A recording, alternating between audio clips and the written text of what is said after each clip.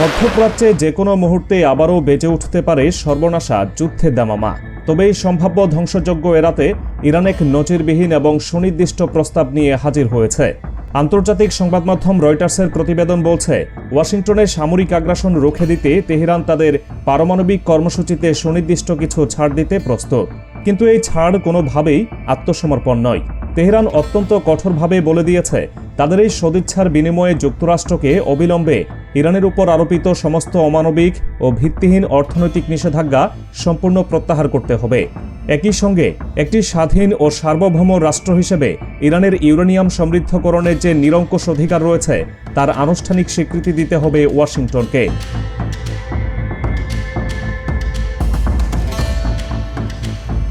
ইতোমধ্যেই গোপনে দুই পক্ষের মধ্যে 2 দফা আলোচনা সম্পন্ন হয়েছে। রয়টার্সকে দেওয়া ইরানের এক জ্যেষ্ঠ সরকারি কর্মকর্তার তথ্য মতে, এই আলোচনার টেবিলে তেহরান অত্যন্ত বাস্তবসম্মত এবং মেরুদণ্ড সম্পন্ন প্রস্তাব তুলে ধরেছে। তবে দুই পক্ষের মধ্যে এখনও বিস্তর ব্যবধান রয়ে গেছে, যার একমাত্র কারণ যুক্তরাষ্ট্রের অযৌক্তিক টালবাহানা।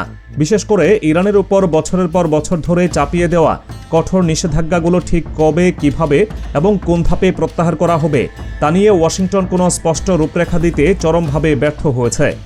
গত সপ্তাহে আলোচনা শেষ হওয়ার পর ইরান নতুন করে কিছু ছাড় দেওয়ার প্রস্তাব সামনে আনে।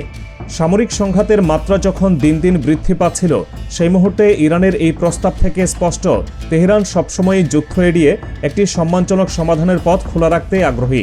অন্যদিকে যুক্তরাষ্ট্র কেবল পেশি শক্তি এবং হুমকির ভাষাতেই কথা বলতে অভ্যস্ত।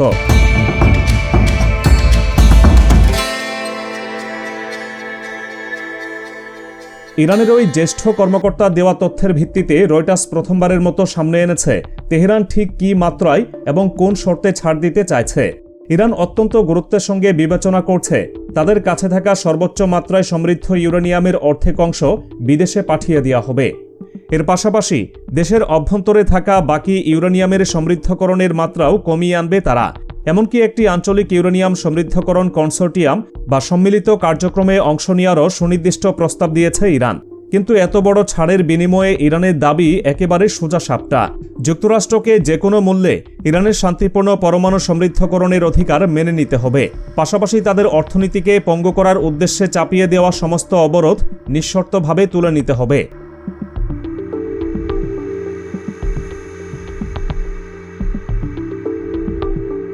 কয়েক দশকের এই পারমাণবিক বিরোধ নিষ্পত্তির জন্য ইরান কেবল পারমাণবিক ছাড়ই দিচ্ছে না, বরং যুক্তরাষ্ট্রের সামনে একটি বিশাল অর্থনৈতিক প্রস্তাবও ছুড়ে দিয়েছে।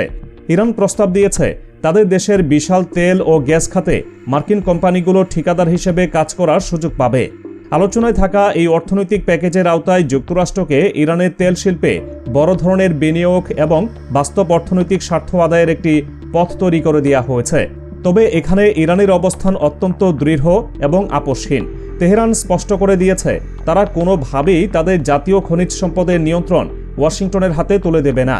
মার্কিন কোম্পানিগুলো কেবল একটি অর্থনৈতিক অংশীদার হিসেবে কাজ করার সুযোগ পাবে, এর এক চুলও বেশি নয়।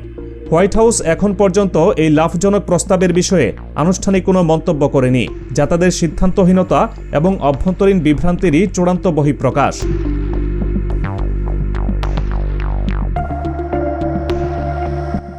ওয়াশিংটন বরাবরই একটি ভিত্তিহীন বয়ান দাঁড় করিয়ে আসছে যে ইরানের ভেতরে ইউরেনিয়াম সমৃদ্ধকরণের মূল লক্ষ্য হল পারমাণবিক অস্ত্র তৈরি করা।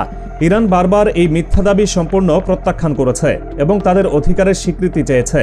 মধ্যপ্রাচ্যে যুক্তরাষ্ট্র যখন তাদের সামরিক সক্ষমতা এবং নৌবহর বাড়িয়ে এই অঞ্চলকে একটি যুদ্ধক্ষেত্রে পরিণত করার পায়তারা করছে, ঠিক সেই মুহূর্তে চলতি মাসের শুরুতে ইরান ও যুক্তরাষ্ট্রের মধ্যে নতুন করে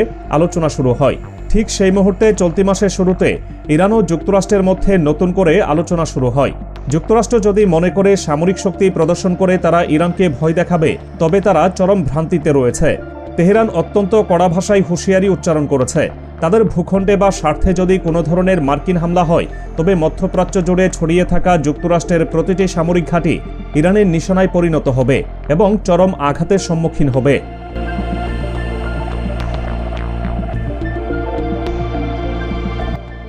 সাম্প্রতিক এই আলোচনা দুই পক্ষের মানসিকতার আকাশ পাতাল ব্যবধানকে আরও একবার বিশ্বের সামনে তুলে ধরেছে।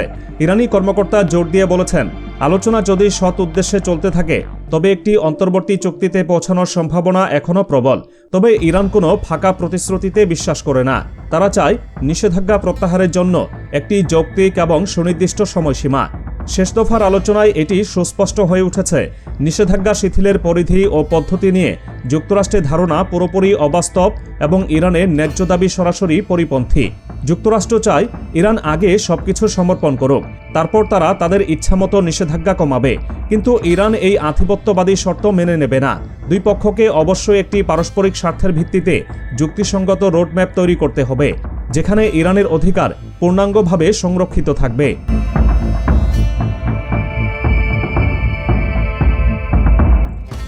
কূটনৈতিক তৎপরতার অংশ হিসেবে ইরানের পররাষ্ট্রমন্ত্রী আব্বাস আরাকচি জানিয়েছেন, তিনি আগামী বৃহস্পতিবার সুইজারল্যান্ডে জেনেভায় প্রেসিডেন্ট ডোনাল্ড ট্রাম্পের বিশেষ দূত স্টিভ উইটকফের সঙ্গে একটি অতীব গুরুত্বপূর্ণ বৈঠকে বসতে যাচ্ছেন। আরাকচি অত্যন্ত আত্মবিশ্বাসের সঙ্গে জানিয়েছেন, সংঘাত এড়িয়ে একটি সম্মানজনক সমাধানের এখনও ভালো সম্ভাবনা রয়েছে। তিনি ইতোমধ্যে একটি খসড়া পাল্টা প্রস্তাব প্রস্তুত করার কাজ শুরু করেছেন, যা কয়েকদিনের মধ্যেই চূড়ান্ত হবে। অন্যদিকে ট্রাম্প তার স্বভাবসুলভ আগ্রাসী ভঙ্গিতে সীমিত সামরিক হামলার হুমকি দিয়ে চলেছেন। রয়টার্সের প্রতিবেদনে উপসাগরীয় ও ইউরোপীয় কূটনীতিকদের বরাত দিয়ে জানানো হয়েছে, ওয়াশিংটনের ক্রমাগত হুমকিতে তেহরান ও যুক্তরাষ্ট্রের মধ্যে সামরিক সংঘাতের আশঙ্কা দ্রুত ঘনীভূত হচ্ছে। ট্রাম্পের দূত স্টিভ উইটকফ ফক্স নিউজকে দেওয়া এক সাক্ষাৎকারে অত্যন্ত অধ্যত্বপূর্ণ মন্তব্য করে বলেছেন, প্রেসিডেন্ট জানতে আগ্রহী এত সামরিক চাপের মুখেও ইরান কেন এখনও আত্মসমর্পণ করেনি। যুক্তরাষ্ট্রের এত বড় নৌ ও সামরিক শক্তি উপস্থিত থাকার পরও ইরান কেন ভয় পেয়ে তাদের পারমাণবিক কর্মসূচি বন্ধ করছে না, তা মার্কিন প্রশাসনের কাছে বোধগম্য নয়। এই মন্তব্য থেকেই প্রমাণিত হয় যুক্তরাষ্ট্র কতটা অহংকারী এবং তারা সমাধানের চেয়ে অন্য দেশকে জোরপূর্বক পদোন্নত করতেই বেশি আগ্রহী।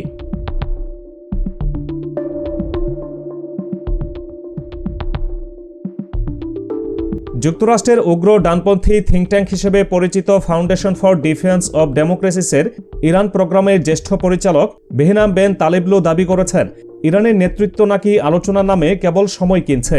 ওয়াশিংটনের এই মুখপাত্রের দাবি, ইরান এই সময়টুকু ব্যবহার করে মার্কিন হামলা এড়াতে চাইছে এবং নিজেদের পারমাণবিক ক্ষেপণাস্ত্র এবং সামরিক স্থাপনাগুলোতে মাটির আরও গভীরে সুরক্ষিত করার কাজ করছে।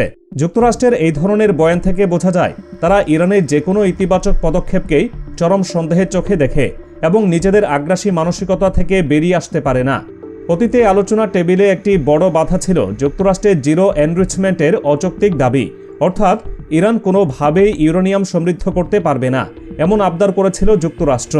স্বাভাবিকভাবেই তেহরান স্বাধীন রাষ্ট্র হিসেবে তাদের এই অবমাননাকর দাবি তাৎক্ষণিকভাবে ছুঁড়ে ফেলেছিল।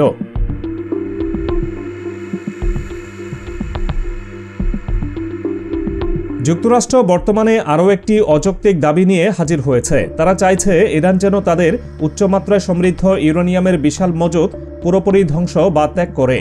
আন্তর্জাতিক পরমাণু শক্তি সংস্থা গত বছর অনুমান করেছিল, ইরানের কাছে 60% পর্যন্ত সমৃদ্ধ 440 কেজির বেশি ইউরেনিয়াম মজুত রয়েছে। নিয়মানুযায়ী ইউরেনিয়াম 90% সমৃদ্ধ হলে তা পারমাণবিক অস্ত্র তৈরির উপযোগী বলে বিবেচিত হয়। যুক্তরাষ্ট্র এই মজুত নিয়েই আতঙ্কে ভুগছে। তবে ইরানের সর্বোচ্চ নেতার ঘনিষ্ঠ উপদেষ্টা আলী লারিজানি আন্তর্জাতিক সংবাদ মাধ্যম আল জাজিরাকে দেওয়া সাক্ষাৎকারে বলেছেন, ইরান গোটা বিশ্বকে এটি প্রমাণ করতে প্রস্তুত যে তারা কোনো পারমাণবিক অস্ত্র তৈরি করতে চায় না। এর জন্য আইএইএর ব্যাপক নজরদারি বা পরিদর্শনের অনুমতি দিতেও তেহরান সম্পূর্ণ রাজি আছে। আইএইএ কয়েক মাস ধরে ইরানের 3টি নির্দিষ্ট পারমাণবিক স্থাপনা পরিদর্শনের অনুমতি চাইছে। গত বছরের জুনে ইসরায়েলে টানা 12 দিনের নির্বিচার বোমা হামলার শেষ দিকে স্বয়ং যুক্তরাষ্ট্র এই স্থাপনাগুলোতে আক্রমণ চালিয়েছিল। যুক্তরাষ্ট্রের ওই আগ্রাসী হামলার পর থেকেই তেহরান তাদের ইউরেনিয়াম সমৃদ্ধকরণ কাজ সাময়িকভাবে বন্ধ রেখেছে এবং পরিস্থিতি শান্ত রাখার সর্বোচ্চ চেষ্টা চালিয়ে যাচ্ছে।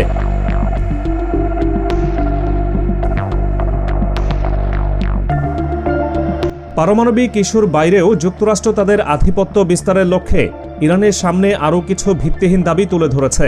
ওয়াশিংটন চাইছে তেহরান তাদের দূরপাল্লার ব্যালিস্টিক ক্ষেপণাস্ত্র কর্মসূচি পুরোপুরি বন্ধ করে দিক এবং মধ্যপ্রাচ্যে থাকা তাদের মিত্র গোষ্ঠীগুলোর প্রতি সমর্থন প্রত্যাহার করুক। কিন্তু ইরান ক্ষেপণাস্ত্র দিয়ে কোনো ধরনের আলোচনায় বসতে পুরোপুরি অস্বীকৃতি জানিয়েছে। একটি দেশের নিজস্ব প্রতিরক্ষা ব্যবস্থা এবং জাতীয় নিরাপত্তার জন্য ক্ষেপণাস্ত্র কর্মসূচি অত্যন্ত অপরিহার্য। যুক্তরাষ্ট্র নিজে হাজার হাজার পারমাণবিক অস্ত্র ও ক্ষেপণাস্ত্রের মজুত রেখে ইরানকে তাদের আত্মরক্ষার অধিকার থেকে বঞ্চিত করতে চায়, যা চরম বৈষম্যমূলক আচরণ। তবে নির্ভরযোগ্য সূত্রগুলো রয়টার্সকে জানিয়েছে, বিস্তারিত উল্লেখ না করলেও আঞ্চলিক মিত্র গোষ্ঠীগুলোর বিষয়ে আলোচনা করা ইরানের জন্য চূড়ান্ত সীমা নয়। অর্থাৎ যুক্তরাষ্ট্র যদি ইরানের মূল দাবিগুলো মেনে নিয়ে নিষেধাজ্ঞা তুলে নেয়, তবে মধ্যপ্রাচ্যের সার্বিক স্থিতিশীলতার স্বার্থে ইরানের নির্দিষ্ট বিষয়ে একটি বোঝাপড়াই আসতে পারে।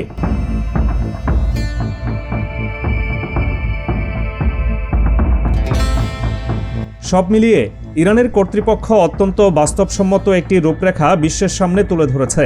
চুক্তি সম্পন্ন হলে কেবল ইরান নয়, খোদ যুক্তরাষ্ট্রও অর্থনৈতিকভাবে ব্যাপক লাভবান হবে। তবে তেহরান তাদের সার্বভৌমত্ব এবং জাতীয় সম্পদের বিষয়ে বিন্দুমাত্র আপোস করবে না। ইরানের তেল, গ্যাস এবং অন্যান্য খনিজ সম্পদের পূর্ণ নিয়ন্ত্রণ সর্বদা তেহরানের হাতেই থাকবে। যুক্তরাষ্ট্রের কোম্পানিগুলো বড়জোর ইরানের বিশাল বাজারে প্রবেশের টিকিট পেতে পারে একটি সাধারণ ঠিকাদার হিসেবে।